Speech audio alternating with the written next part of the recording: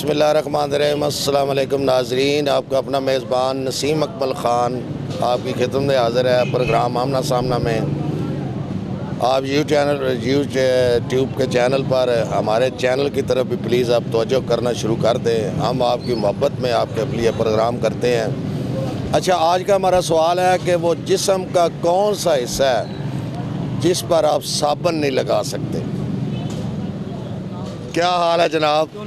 अच्छा ये दसो जिस वे नाइया करते हो जिस्म का केड़ा हिस्सा जिते तुसी साबुन नहीं ला सकते? नहीं अजे नहीं दसना, पहले तो पूछना तू अजे चवल नहीं मार दी। मैं केड़ा साबुन केड़ा हिस्सा दस सारी जिंदगी जो साबुना नाल खेडते रहे हो पता भी नहीं कितने लाल हर मर्द औरत हाँ तू दस मेरे बच्चे और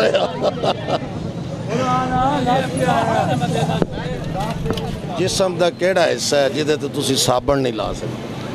जिस्म का केड़ा हिस्सा जिदे साबुन ना ला सकते थे? वाला तो शैम्पू लावी था सिरा दे थल्ले साबुन भी ला नहीं सारे शैम्पू ही लाते और कोई ऐसा हिस्सा साबुन नहीं ला सकते। राणा को पूछ दसो यार, राणा साहब ने इशारा किया, मैं पूछो राणा साहब रानू पूछो इंसानी जिस्म का केड़ा हिस्सा जिते तुसी साबुन नहीं ला सकते? तो साबुन करना चाहिए, बोरियां से नहीं ला सकते।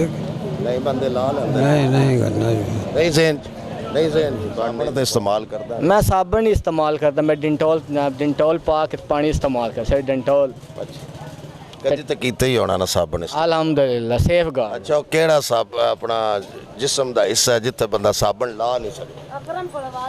नहीं जिस्म का कोई ऐसा हिस्सा नहीं। साबुन तो खैर मैं जदों भी इस्तेमाल करना हर पास साबुन ही कर देना कच्छा समेत।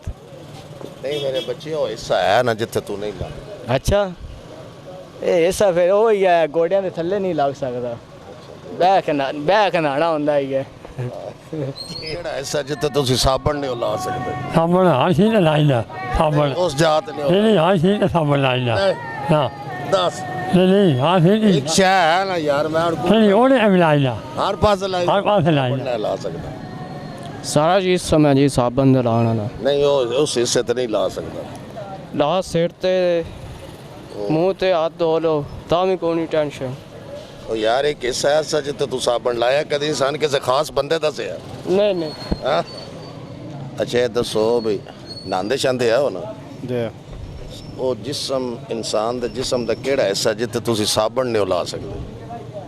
ना नहीं पता नहीं आपे पे दो नांदा साबुन तो इस्तेमाल करते हो, जरा सोचो ना केड़ा हिस्सा है जे तो कतरा जाते हो।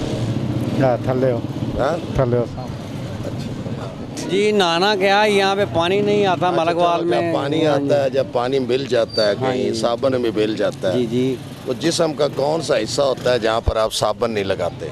मैं तो कोई जगह नहीं छोड़ता, वहाँ भी लगाता हूँ जहाँ माफी नहीं, माफी किसी जगह पे नहीं है। एक साबुन तो मेरा ख्याल है मेरा 3 दिन में लेक्स जो है बर्बाद हो जाता है। जी वो होता है। अच्छा जगह का नहीं पता, ज़हन में नहीं। जगह तो आपको भी पता होगा कौन सी जगह होगी वो जहाँ पे एक साबुन जी जी करने दा अच्छा ये दसो भी जिस नांदे नुंदे आयो जी हां साबुन सुबन ला के? जी हां। अच्छा जिस्म इंसान दे दा केड़ा हिस्सा जिथे बंदा साबुन नहीं लांदा नानिया पे? नानिया पे तो हर जिस्म तो ऐसे साबुन एक तो लावे हिस्से ते नहीं लांदे तुसी, किसे नहीं लांदे। सोचो ना ਹੁਣ ਉਸ ਵੇਲੇ ਇਕੱਲੇ ਹੀ ਹੁੰਦੇ ਹੋ ਤੁਸੀਂ ਗੁਸਲ ਉਹ ਤਾਂ ਕਰ ਗੱਲ ਲੈਂਦੇ ਨਹੀਂ ਹੈ, ਇਕੱਲੇ ਹੀ ਬੂਹੇ ਮਾਰੇ ਹੁੰਦੇ ਨੇ जी हाँ ਤੇ ਉਹ ਬੰਦਾ ਹੁੰਦਾ ਤੇ ਸਾਬਣ ਹੁੰਦਾ जी हाँ ਤੇ ਪਾਣੀ ਹੁੰਦਾ ये गल तो है। ਹੈ ਜੀ। साबुन तो सारे जिससे तो एक बार मारी रहता ਕੋਈ है ਨਹੀਂ ਜ਼ਹਿਨ ਚ ਆ ਰਿਹਾ नहीं आ रहे ਕੋਈ ਕਿਸੇ जगह माफ़ी ਦਿੱਤੀ ਹੋਵੇ नहीं ਦਿੱਤੀ? नहीं देते। हाँ जी आज का हमारा सवाल था कि वो जिस्म का कौन सा हिस्सा है जिस पर इंसान साबुन नहीं लगा सकता?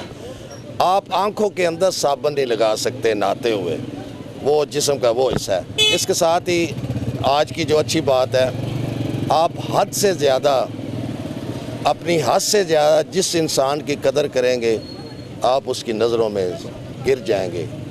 ये मेरी बात हमेशा याद रखेंगे। हर बंदे को एक लिमिट में रखें तो आपकी ज़िंदगी बेहतर गुजरेगी। कैमरामैन बाबर शहजाद के साथ नसीम अकमल खान इजाज़त चाहता है। हमेशा खुश रहें, दूसरों को भी खुश रखें और हमें भी दुआ में याद रखें। अल्लाह हाफिज़।